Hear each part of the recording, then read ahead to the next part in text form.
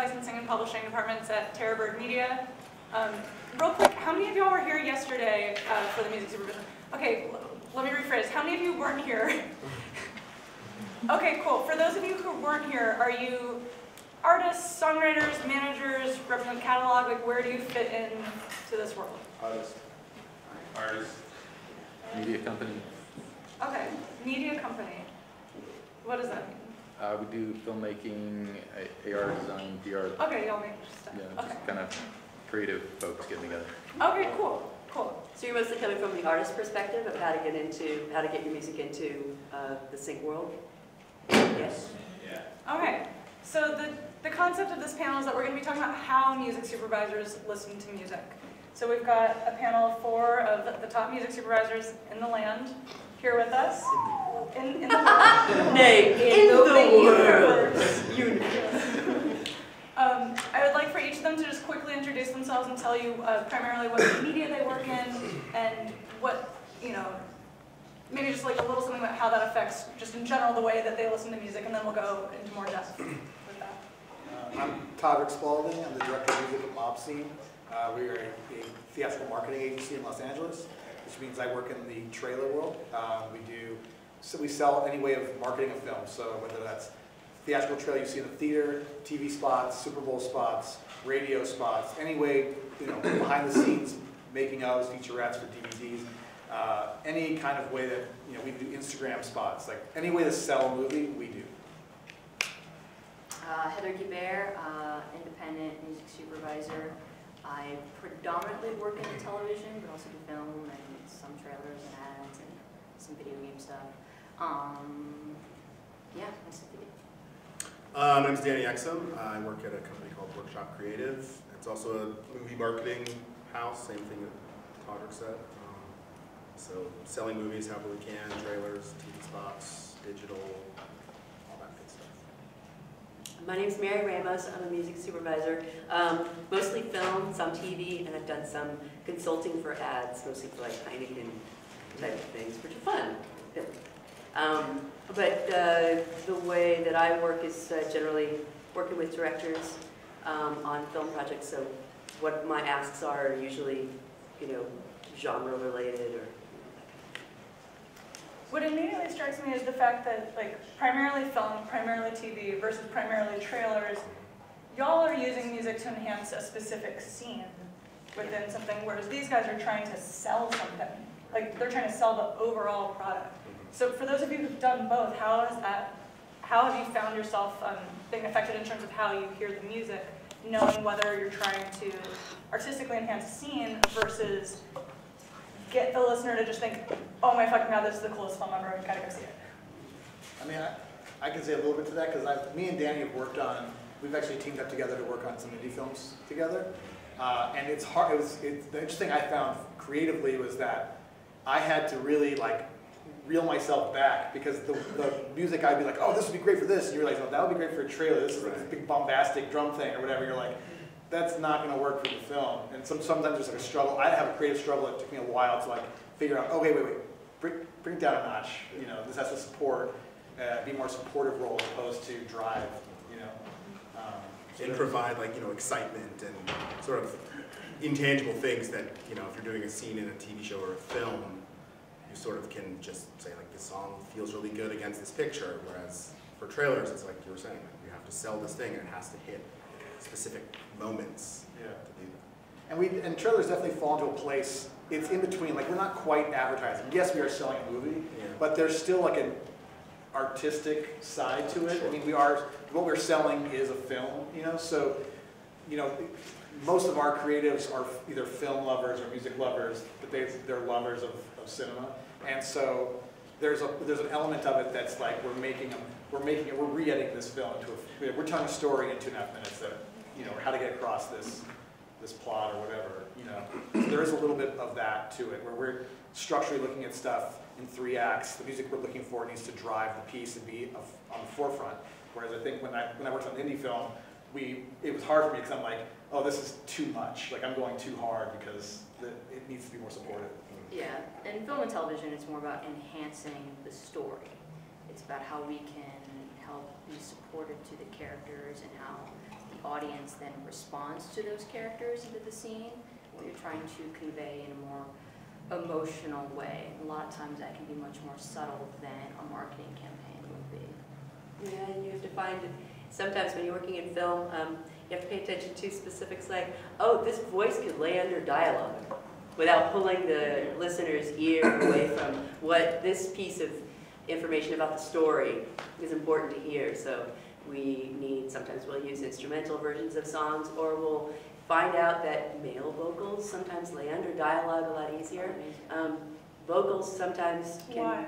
You both just said that. Why? Why do male vocals lay under easier? It's just a frequency and pitch thing. It's just male vocals can sit a little softer than a female, which would be, in generally speaking, a little bit higher range, and it just pokes out more. Yeah, and we're conscious of that in trailers too. I mean, in a trailer, you have sound design, you have a narrator, there's special effects, there's the dialogue in the film, all that stuff, and the music is another piece of that. So sometimes something that's all mid won't pop, you won't hear it. And it needs to kind of break through and kind of still experience the music with all those other things that are competing against it. There's only so much, breadth that you can fill. There are plenty of times where we're working on scenes and the music is more wallpaper. It's just there. It's not there to detract from anything. It's not there to make a large statement. It's there just to be a supportive force. So music that can be more dynamic can really take away and distract from what the scene itself is trying to convey, which is, dialogue or story point or whatever that may be. Mm-hmm. So you find that, like, for example, you might be looking for a song that will lay under a scene, be not distracting and everything, maybe not too dynamic, so it's not almost too interesting to catch the ear.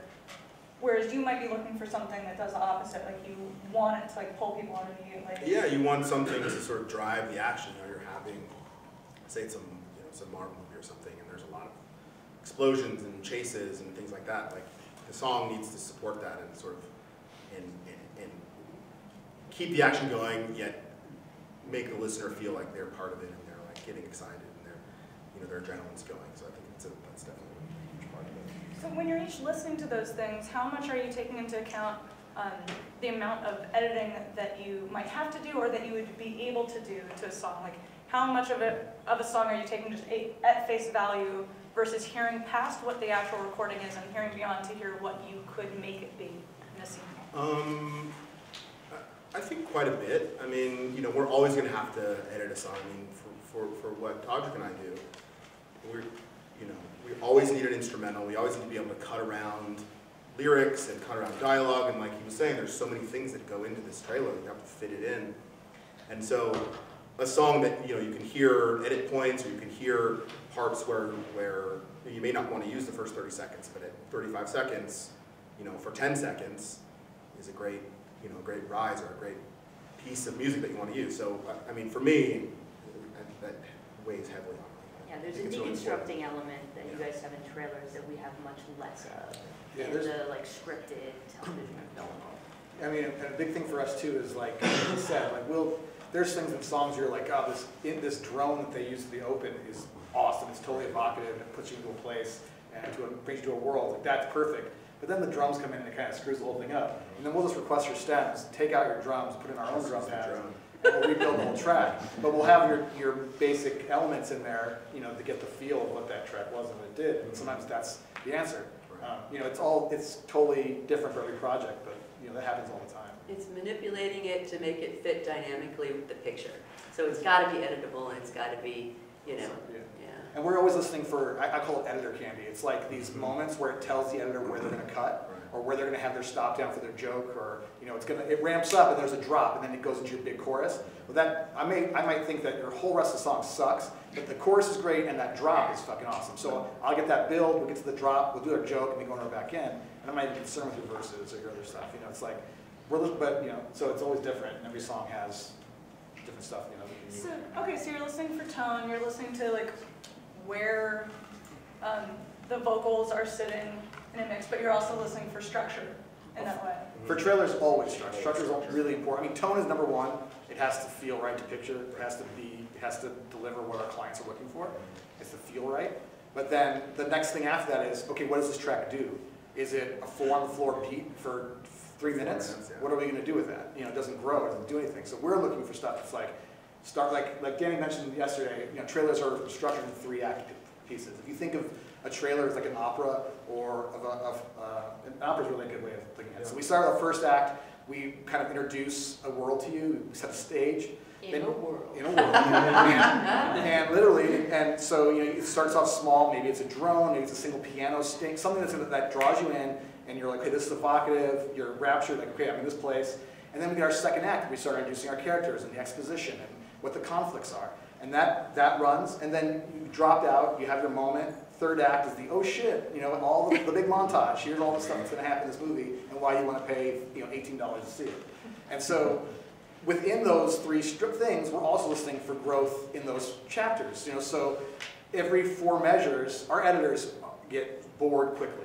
So like every 4 measures, we're looking for something to change. And that's often why we ask for stems, because they may go, okay, for the first act, I'm going to have this bass line run. And then after 4 measures, I'm going to bring the beat in. And then I'll bring the guitars in for here, so it's constantly building and changing.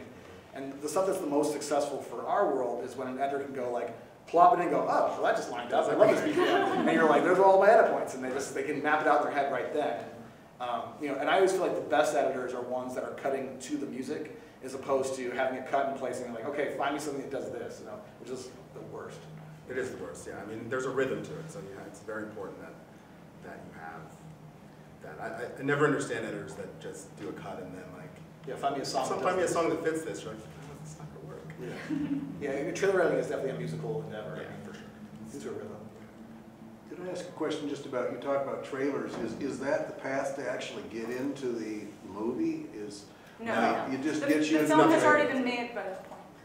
They're 2 separate Or processes. they're totally separate processes. Yeah. We work for, like, me and Dan, our agencies are hired by the marketing departments of the studios, whereas these guys are hired by the actual directors and producers of the The film. music director. They're completely different. I mean, sometimes we're even at odds with each other. Sometimes where we want to go is not where the filmmaker wants to go.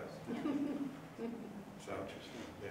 You always get the question like, why wasn't, you know, somebody sees a trailer and they love the song, like why wasn't this song in the movie, or vice versa, why wasn't this song in the movie in the trailer? And it's like, it's just a completely different world. I mean, it does happen, but it's pretty. We had one. We had You one. did? Yeah, we did. Because I did Django's Oh, yeah, that's right. the Django trailer, and then you guys. Was that you? She's like, now I know where to blame. That's pretty cool. But yeah, that's how that started. And so sometimes it goes Every that now way. and then, every now and yeah. then, a trailer will inform the And- film, or the film music will inform the trailer. Definitely. There's countless. I mean, for me, like my process, the first thing I do when we watch a film is we break down every song that Mary put in it. You know, like, okay, well, this is what the filmmaker's head's at. This is the vibe they're in. Pull that playlist, buy all those songs on iTunes, and let's start with there, because that's the tone, right? You still buy music? Yeah. Yeah. Is that all the what time. yeah. That's because I'm lazy and like Yeah, I I go don't to the have reach time out, but I to don't have time. I'm like, masturbate. 99 cents, I'll just get it. Yeah, I buy scores. I mean, and that's like a whole album. Did you do that? Did you create that track? No, we had it. It was an existing remix from another project, from another trailer shop that was a pitch to me when I was working freelance on it. And then I sent it to the editor, and he was like, "Holy shit, this is the song!" And then they put it in. The payback. The payback and the Johnny Cash The Johnny Cash. remix. Okay, the Johnny Cash. Well, okay, this will bore you. Sorry, go ahead. But yes. Let's move on. Yes. So how many of you artists got that email that Matt sent out with some pitches that these music supervisors had put together asking for calls for music? Did any of you submit for those? Cool. Okay, so what we'd like to do now is let you see how music supervisors listen. Like, so you just heard some of them talking about what it is that they're listening for. Now you're going to see the horrific way in which they literally do listen to this music. Oh God. Is that what Time to this see is? how the sausage is made. Look at the time. All right. I mean, so- should we preface it by saying very often we go through music very quickly, because Yeah. we do have a very specific idea in our minds of what it needs to be and sound like, and it is not a testament to what the music itself is, but more how that music can be what it is that's in our heads. So Or, yeah, or how it we relates know to that what we're looking very for at that quickly, more often than not. Yes. Very as you watch this, depending on how it all goes, you may see that we really spend 2 seconds on a song. So you artists in the room might experience this as a little soul killing, but just bear with us because this is all about commerce. This is all about whether your song is going to fit into this particular commercial situation.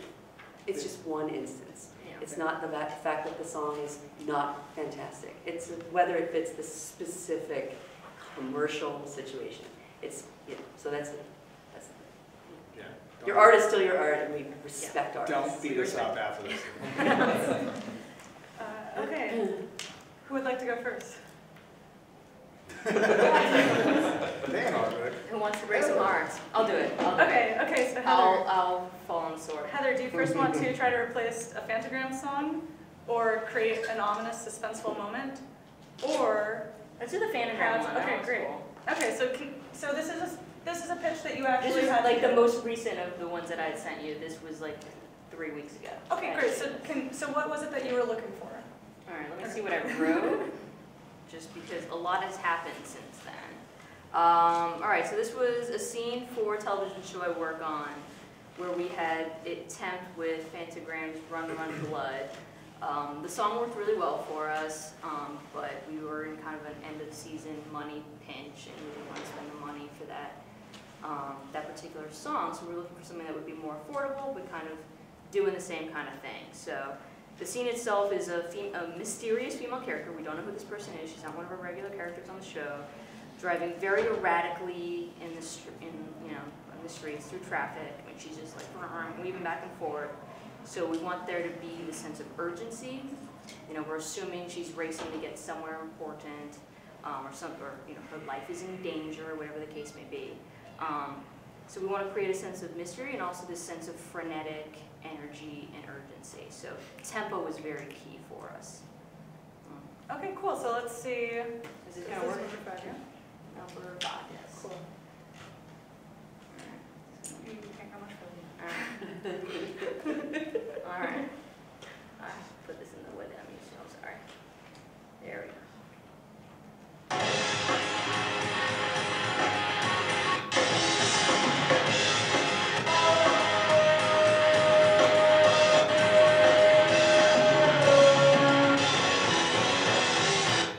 That's literally how I would listen to that. And that's just me skipping through different parts of it. Because very quickly there I can tell that it has fast pace.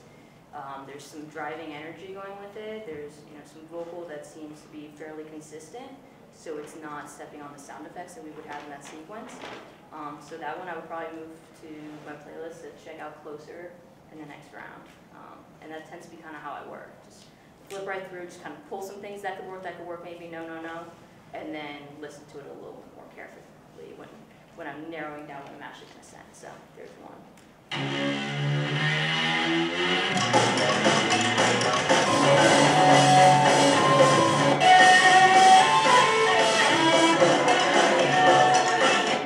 That sounds cool, but there's a lot more going on dynamically in there, musically, that I probably would not pass that on. Because it would distract from cars driving and I mean, you guys don't have the scene in front of you, but I've seen it at this point, so I know what's going on, and there's a little too much happening in this particular song. Is it possible? Do we want to say what these are? Oh, should I say like the songs and stuff? That would have involved them being tagged really well. Oh, lesson. First lesson. Metadata. Tag your songs. Tag your songs. It'll get So deleted. the first one was M1 Roar by artist, and I'm really sorry if I pronounce your artist names incorrectly or your song titles incorrectly. Mazer, M-A-S-Z-E-R. Anyone from Mazer here? Master? Anyone know how to pronounce that band name? No? Maybe you can be meaner on your description on that one. Right. All right, well that one kind of worked. The second one there was YDKWH, all caps, by Human Ottoman. You here? Yeah. There. Cool, awesome. Cool track. track. I would, yeah, that'd be cool for something else. Yeah. It wouldn't work for that particular scene with the image that you don't have, but I have access to. Okay.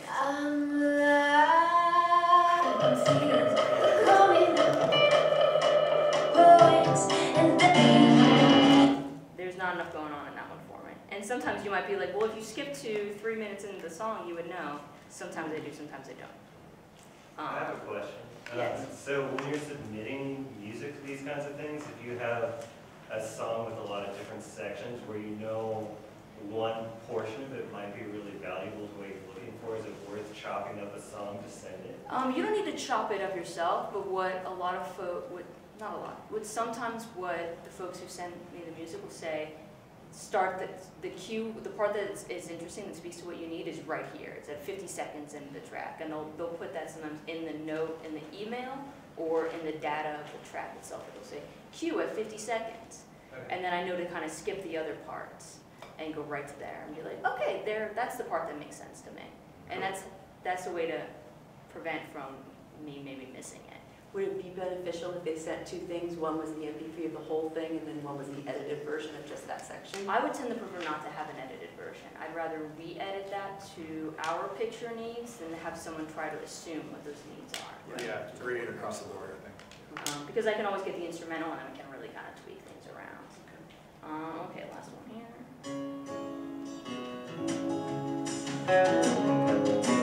Married into smoke yourself, the only one in the... Yeah, that one again, it doesn't have as much the tempo and like urgency of what we're looking for. She's not in a pickup truck. Yeah. She is not. She's in some kind of sedan, I think. All right. It's a Toyota. There you go. Okay, so there's an example of how Heather would listen to music when working on a specific search. Danny, would you like to show us how you would listen if you were either trying to do something like an Uptown Funk Feel Right kind of thing, or Fool's Gold by Stone Roses? Let's do Uptown Funk. Okay. Okay, so tell us about what you would normally be listening for with this. Okay. Yeah, that's it. Boy. That's the end of it. Okay, so here's the search. Oh, here's. Do you want to write it? Okay. Huh?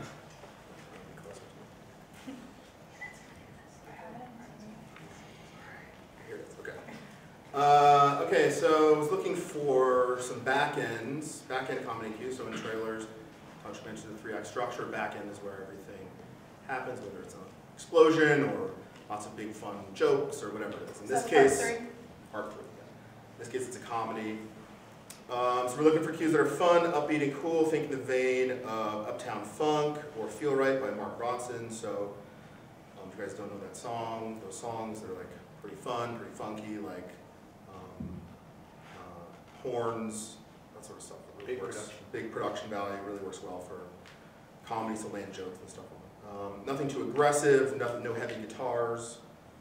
Male vocals only, can be a variety of genres, hip hop, rock, pop, funk. In this case, I needed a fast turnaround. That's about it. Are there any instances in which you don't need a fast turnaround? Yes, but I tend to send out searches that have a fast turnaround just because I know that I'm doing multiple rounds, and sometimes people that I'm sending searches to kind of drag their feet. So I know that, like, if I say I need it in an hour, I'm going to get a bunch of stuff, and then things will trickle in over the next 24 hours. So I'm basically covered. So, Yeah, you slow people. full trip. Never terrible. So it's only about existing tracks. You're not looking for bespoke things to be turned around. and Not in played. this. Oh yeah, no, not. I mean, sometimes the turnarounds on that are. Does everybody know what like a bespoke track is? Supposedly you write custom. You write a custom song to fit a specific project. Those turnarounds can be faster. Like usually for a bespoke, for us, when we do a custom, it'll be about 2 days, usually to get our V1 in, which is like a rough kind of layout sketch of here's what this music's going to be like for this piece. And then at that point, once we start giving notes, we expect things the next day. So it's like a 24-hour turnaround on all the notes until we're done. We also don't give you any money up front. There's no kill fees and we just don't have the money for it. But hopefully, if it finishes on the back end, the money's good. License fee will be Yeah. worth it. Okay, so sorry. First thing I would look for is how it's tagged. These are tagged pretty well, but just make sure that put it in iTunes when you submit a song, and make sure that everything's populated. Make make sure that you have metadata, and a phone number, and an email address, and because if we're going to use this song, like, we want to be able to contact you immediately.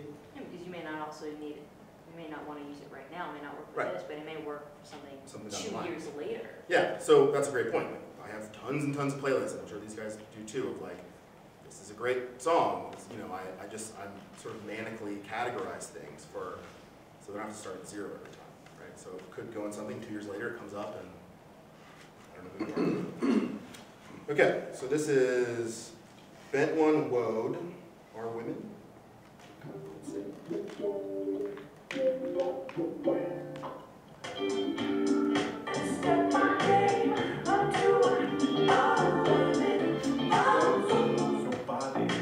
And take a sip of your mind. I mean, it's vibey. Like, it's not going to work for Uptown Funk. I mean, there's, you know, in that specific search, I needed energy. I needed it to be able to carry comedy and carry jokes and be a really large presence in the back end of the song. Is this somebody's song in here, by the way? No? That one, whoa? No? So I would skip that. And like I said, I think it's a vibey tune, but it's more like a sort of summer breeze kind of, you know, sunny thing, and would not work for what I was going for. It's a great song. This is Night Owl by Imaginary Tricks. You in here? Imaginary Tricks?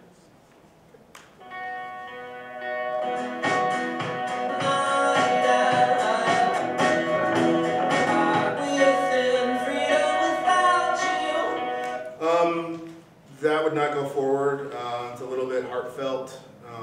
Instrumentally, I think that it's fine, but again, it's like the tempo's not there, and it doesn't have the sort of swagger that, which is another word that we hear all the time. It's super annoying, but I mean, it has a place. You know, it's very useful. It's so Can you imagine a slow-mo